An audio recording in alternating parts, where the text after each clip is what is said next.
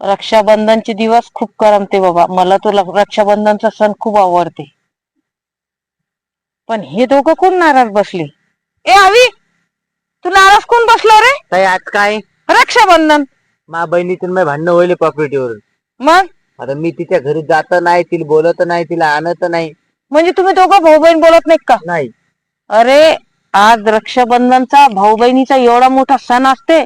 जर किती बी भाऊ बहिणीचे भांडणं होईल असले ना, तर भावानं तिच्या घरी जावं राखी बांधायला, नाही तर बहिणीनं भावाच्या घरी यावं. पण असे दुश्मन्या बांधू नये.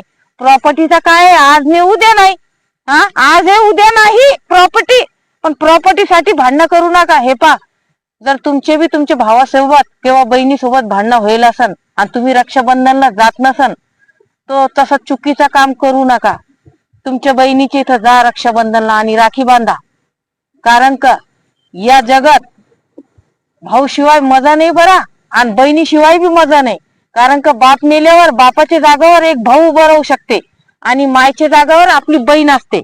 चाल उठ आणि जाय आधी रक्षाबंधन. तुझी बहीण रक्षाबंधनला नाही आली तर तू तिच्या घरी जाय आणि राखी बांधून ये. बरं जातो, आता तिला फोन लावतो, जातो तिच्या फोन लाव तिला. हो. हा